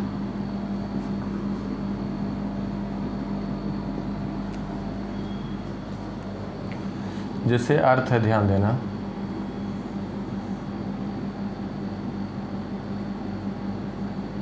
इसका मास सेमी, रेडियस आर ई। कोई सैटेलाइट इस अर्थ के चारों तरफ, यहाँ सैटेलाइट जिसका मास एम है सर्कुलर पाथ में रिवॉल्व कर रहा है, सर्कुलर पाथ में रिवॉल्व कर रहा है। सपोज जिसका इसके सरफेस से हाइट है एच, अर्थ का रेडियस है आर ई, तो अर्थ के सेंटर से इस सैटेलाइट का डिस्टेंस हम कह सकते हैं small are E plus H, small are E plus H. तो हम यहाँ पे देखो अगर ये रिवॉल्व कर रहा है, इसकी स्पीड कहें v, तो इनके बीच ये जो v स्पीड से अगर रिवॉल्व कर रहा है और स्मॉल आर रेडियस है, स्मॉल आर रेडियस है, सेंटर से डिस्टेंस है r, तो there will be a centripetal acceleration. होगा बेटा कि नहीं? सेंट्रीपिटल एक्सेलरेशन को क्या कहोगे? v square by small r। तो ग्रेविटेशनल फोर्स ऑफ अट्रैक्शन जो होगा, gravitational force of attraction that is GME by R square is equal to, force is equal to mass into acceleration v square upon R, v square by R radial acceleration into m। तो जो इसको acceleration, जो radial acceleration provide कर रहा है, जो एक तरह से टर्न करा रहा है, जैसे हम सर्कुलर पाथ में स्ट्रिंग से कनेक्ट करते हैं तो टेंशन टुवर्ड द सेंटर लग रहा है, इसीलिए v इधर न जा करके उसका डायरेक्शन चेंज कर रहा है। ये चेंज कर रहा है, तो चेंज कौन कर रहा है? ग्रेविटेशनल फोर्स चेंज कर रहा है। तो यहाँ से हम v की वैल्यू बता सकते हैं, mm कैंसिल हो गया, एक r कैंसिल हो गया, तो v की वैल्यू आ गई under root GME by R. क्या आ गया बेटा? v की वैल्यू आ गई under root GME by R. GME को क्या कह सकते हो? Since GME is equal to GRE square, तो v हो गया under root GRE square by RE plus H. If, ध्यान देना, अगर अर्थ सरफेस के नियर ये सैटेलाइट रिवॉल्व कर रहा है, मतलब एच की वैल्यू रेडियस ऑफ अर्थ के कंपेरिजन में कम है, if H is very much lesser than R E, तो v को कह सकते हैं under root GRE square upon R E. तो एक r कैंसिल हो गया, इसको हम कहेंगे अंडर रूट GRE। इसको कहते हैं ऑर्बिटल वेलोसिटी या ऑर्बिटल स्पीड। क्या कहेंगे? Orbital speed. तो उसकी वैल्यू क्या हो जाएगी? Under root GRE। तो इसको हम कह सकते हैं ऑर्बिटल स्पीड। किसी पर्टिकुलर ऑर्बिट में near about earth satellite revolve कर रहा है, ये तब होगा जब हम कहें एच की वैल्यू बहुत कम है, ये कंडीशन होल्ड होगा। नहीं तो हम वी ओ लिखेंगे under root G M E by R in general, और जी एम ई को जी आर ई स्क्वायर कह सकते हैं। तो स्मॉल आर होगा आर ई प्लस एच, समझ गए बेटा, आर ई प्लस एच होगा। तो यहाँ पे हम ऑर्बिटल स्पीड लिख सकते हैं, ऑर्बिटल स्पीड हो जाएगा under root G M E by small R, और ये हम कह सकते हैं under root G R E. तो इसकी वैल्यू स्केप वेलोसिटी और इसमें क्या रिलेशन होगा, वी स्केप आया था root two G R E, तो root two into V orbital, ये कह सकते हैं ना। Satellite near about earth surface ये रिवॉल्व कर रहा है, दोनों के बीच ये हो जाएगा, तो वी ओ हो जाएगा वी अपॉन रूट टू,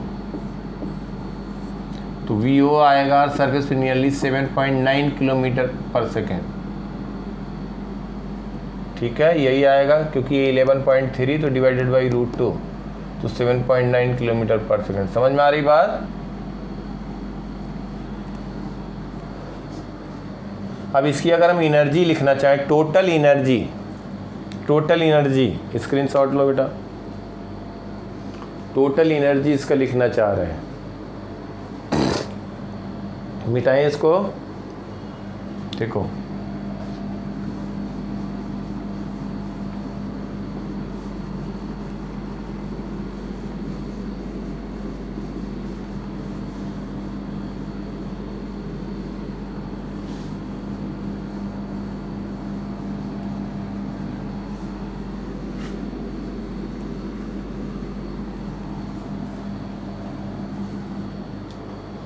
देखो बेटा, इसका अगर हम लिखना चाहें तो वी ई आया under root G M E upon small R. अगर इसका हम टाइम पीरियड लिखें, ध्यान देना, एक साइकिल कंप्लीट करने का टाइम कितना होगा, तो टाइम पीरियड लिखोगे टी कह रहे हैं time period is equal to एक सर्कुलर पाथ कंप्लीट करने में डिस्टेंस कितना कवर किया, 2 pi small R upon speed क्या हो जाएगा v, यही टाइम हो जाएगा। t is equal to 2 pi R upon speed हो गया root G M E by R. इसको लिख सकते हैं t is equal to 2 pi R into R की power 1/2 upon root G M ई। तो इसको t लिख सकते हैं 2 pi upon root G M E R की पावर 3/2। ध्यान देना, इसका स्क्वायर कर दें क्योंकि ये term 2 pi upon root G M E constant है, ये कांस्टेंट है। तो T square is equal to 4 pi square upon G M E into R cube. तो हम कहते हैं square of time period is directly proportional to cube of radius. Radius मतलब centre से जिस रेडियस में ये रिवॉल्व कर रहा है सैटेलाइट, समझ पा रहे हो बेटा। स्मॉल आर यहाँ पे हमने आर ई प्लस एच ले रखा है। तो square of time period is directly proportional to cube of radius. This is known as Kepler's third law. तो हम केपलर्स लॉ जब बताएंगे तो वहाँ डिराइव नहीं करेंगे, this is known as Kepler's third law. अब यहाँ पे मार्क कर लो केपलर्स थर्ड लॉ। तो यहाँ पे प्रूफ भी हो गया। Kepler's third law is square of time period of a planet या satellite is directly proportional to cube of radius. वहाँ पे हम कहेंगे क्यूब ऑफ मीन रेडियस। तो वही मीन रेडियस मतलब सर्कुलर हो जाएगा, मैं बताऊंगा वहाँ पे। तो square of time period is directly proportional to cube of mean radius. तो जब सर्कुलर पाथ होगा तो मीन रेडियस कहें या रेडियस कहें, that is same. Elliptical path होता है तो उसके लिए मीन रेडियस लिखते हैं r1 plus r2। Major axis का रेडियस प्लस माइनर एक्सिस का रेडियस, उसका मीन ले लेते हैं, सर्कुलर मानते हैं, उसको मीन रेडियस कहते हैं। तो this is Kepler's third law basically, ये उसी का डेरिवेशन हो गया।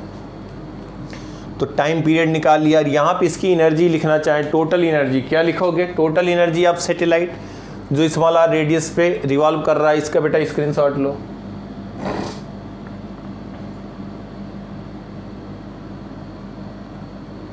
लिया?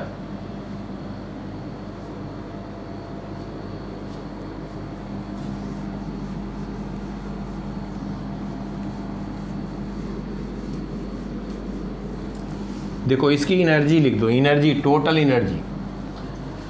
तो जो ये सैटेलाइट रिवॉल्व कर रहा, तो इसकी टोटल एनर्जी हम कहें, टोटल एनर्जी ऑफ सैटेलाइट। तो टोटल एनर्जी क्या कहोगे बेटा? Gravitational potential energy plus kinetic energy. तो टोटल एनर्जी ध्यान दो, टोटल एनर्जी कितना होगा? Gravitational potential energy minus GME/m/r। यहाँ बेटा सेंटर से डिस्टेंस आ रहा है, तो ग्रेविटेशनल पोटेंशियल एनर्जी हुआ। काइनेटिक एनर्जी कहोगे half small m v², VR vital कहें तो minus GME/m/r plus half m। VO क्या हो जाएगा? VO क्या होता है बेटा? Under root GME/r। याद आई बात बेटा? अभी अभी बताया ना। तो VO² कहेंगे तो GME/r। तो ये हो जाएगा टोटल एनर्जी, हम कहें total energy minus GME/m/r plus GME/m/2r। तो टोटल एनर्जी हो गया, टोटल एनर्जी कितना कह दोगे? 2 से मल्टीप्लाई करें तो हो जाएगा minus GME/m/2r। Gravitational potential energy का total energy, gravitational potential energy का हाफ है या 2 टाइम्स है? हर्षित,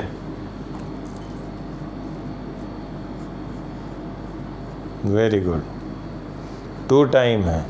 क्योंकि ये क्या हुआ? डिक्रीज किया निगेटिव में।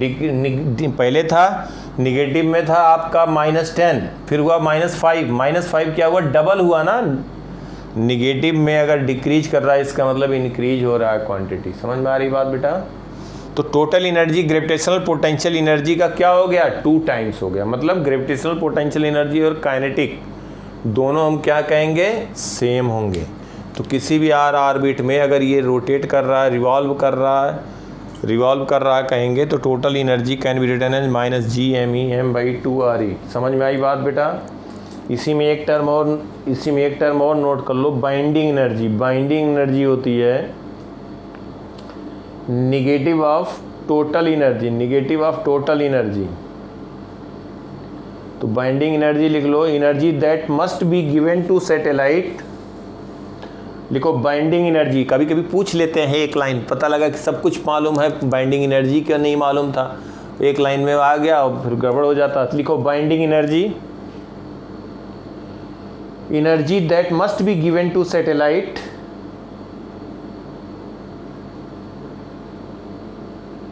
Energy that must be given to satellite, energy that must be given to satellite to make it escape to infinity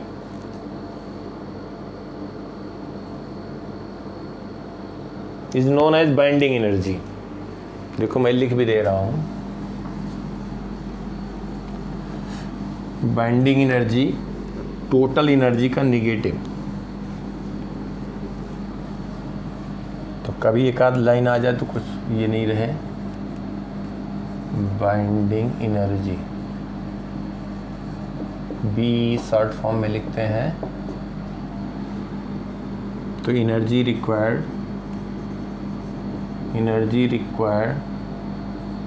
और given to satellite so that it will escape to infinity is known as binding energy। तो binding energy mathematically is equal to negative of total energy. क्योंकि उसको energy दे रहे हैं, मतलब यहाँ पे जो एनर्जी है उसको जीरो करना है, इसका मतलब उतनी एनर्जी देना पड़ेगा ना बेटा। टोटल एनर्जी इसकी -GME/m/2r है, और उसकी एनर्जी क्या करना है इनफाइनाइट पे, जीरो करना, तो उसको एनर्जी हमें देना पड़ेगा, उतनी एनर्जी देंगे पॉजिटिव, तभी तो टोटल जीरो होगा। तो क्या आ गया बाइंडिंग एनर्जी, GME/m/2r। समझ में आ गई बात बेटा? हाँ बिल्कुल ठीक है। और आज थोड़ा सा हमने इसलिए कर दिया कि कल ना टेस्ट लेंगे ना क्लास लेंगे, कल परसों 2 दिन टाइम रहेगा, इसका पूरा रिवीजन लिख करके करना। क्वेश्चन इसमें हम बना के बता देंगे तगड़े तगड़े, कोई टेंशन की बात नहीं है। और कॉन्सेप्ट इसमें यही है, थ्योरी कुछ है ही नहीं, बच्चे तो अपने आप कर लेते हैं, लेकिन तब भी हमने कहा कि स्कूल के पॉइंट से एग्ज़ाम होगा, नहीं तो ये सब तो अपना कर लेते, सर्कुलर मोशन पढ़े हो, सब कुछ पढ़े हो, लेकिन कोई नहीं, तो मैं क्वेश्चन डिस्कस कर दूंगा। और जो 2 दिन का रहेगा टाइम, नहीं तो पढ़ाने को मैं कल भी पढ़ा दूँ, खिंच जाएगा, लेकिन रोटेशन वगैरह में थोड़ा टाइम दो, इसको प्रैक्टिस करो, रिवाइज करो, तीनों सब्जेक्ट किया करो। ये नहीं कि खाली फिजिक्स पकड़ लिया या मैथ पकड़ लिया, केमिस्ट्री पकड़ लिया, तीनों बेटा प्रॉपर। कहीं एक जगह गड़बड़ होगा तो गड़बड़ हो जाएगा, मैं बता रहा हूँ। एक भी सब्जेक्ट में गड़बड़ हुआ तो गड़बड़ हो जाएगा। गड़बड़ हो जाएगा मतलब 2 सब्जेक्ट अगर अच्छा रहेगा तो सिलेक्शन पक्का होगा, रैंक पीछे होगी, मैं पहले क्लियर बता रहा हूँ। एक सब्जेक्ट केवल अच्छा होगा तो सिलेक्शन नहीं होगा, 2 सब्जेक्ट कोई भी अगर तगड़ा रहेगा तो पक्का सिलेक्शन होगा, रैंक पीछे ही होगी, मतलब बहुत टॉप रैंक नहीं, टॉप रैंक मतलब 100 200 या 50 उस तरह की बात नहीं होगी। तीनों अगर तगड़ा रहेगा तब तो सिलेक्शन भी पक्का होगा, रैंक भी पक्का होगा। अब रैंक कितना ज़बरदस्त ला सकते हो वो फिर तुम्हारे हमारे पे डिपेंड करता है, वो उसकी चिंता न करो, लेकिन हर सब्जेक्ट को ध्यान रखना होगा।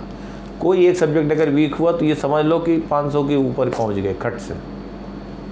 मैं IIT एडवांस की बात कर रहा हूँ। मेंस में जब एडवांस में जैसे होगा तो मेंस में जैसे होता है तो एडवांस में होता है, वही तो रिफ्लेक्ट होता है। तो 500 के अंदर नहीं होगा तो क्या होगा कि यहाँ मिल रहा वहाँ मिल रहा, कंप्यूटर नहीं मिल रहा। जैसे तुम लोग जानते हो बेटा, मथुरा वाले जैसे इस आयुष का है तुम्हारे, देखो किसको क्या IIT कानपुर मिला, इसको एरोनॉटिक्स, रैंक क्या थी 632 या 638।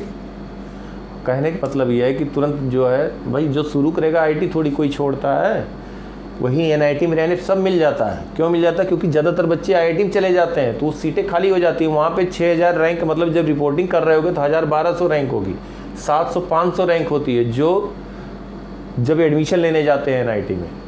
क्यों? क्योंकि सारे IIT जा चुके, तो IIT कोई नहीं छोड़ता है। हाँ ऐसा रहा कि अगर IIT में बाई द वे किसी का बहुत पीछे आ गया, NIT में टॉप पे है, कंप्यूटर साइंस मिला, तो वो छोड़ देता। अगर एवरेज दोनों हो रहा है तो आदमी, जब वहाँ भी नहीं कंप्यूटर मिल रहा है यहाँ भी नहीं मिल रहा है, मतलब अच्छी है NIT की बात करूँ, 4-5 वैसे 4-5 IIT, तो आदमी फिर यहीं जाएगा, IIT में जाएगा। कोई नहीं, रिवाइज कर लेना अच्छे से, फिर हम जो है मंडे क्लास लेंगे। अगर इच्छा हुई तो मैं मैसेज कर दूँगा, थोड़ी देर कुछ डिस्कस कर देंगे, मतलब ये आगे कंटिन्यू नहीं करेंगे, कुछ डिस्कस कर देंगे, डाउट पुराना सब जो रहेगा, जैसा रहेगा सैटरडे को कल, ठीक है। नहीं तो हम टाइम दे रहे हैं रिवीजन के लिए, बाकी आगे अगर जो नहीं यूटिलाइज करेगा वो पीछे होता जाएगा। बेटा हम बता रहे हैं अभी जो है एकदम लग करके करते रहो, स्कूल का टेंशन नहीं लेना, हम सिलेबस आगे ही हमारा होगा, मुझे ऐसी उम्मीद है। अगर हमारे से भी आगे होगा तो कुछ गड़बड़ होगा, ये भी हमें उम्मीद नहीं, पक्का पूरा मालूम है। अगर हमारे से भी सिलेबस ज़्यादा होगा तो कुछ गड़बड़ होगा, बाकी हमारा सिलेबस ठीक है। चलो टेक केयर, बाय बेटा।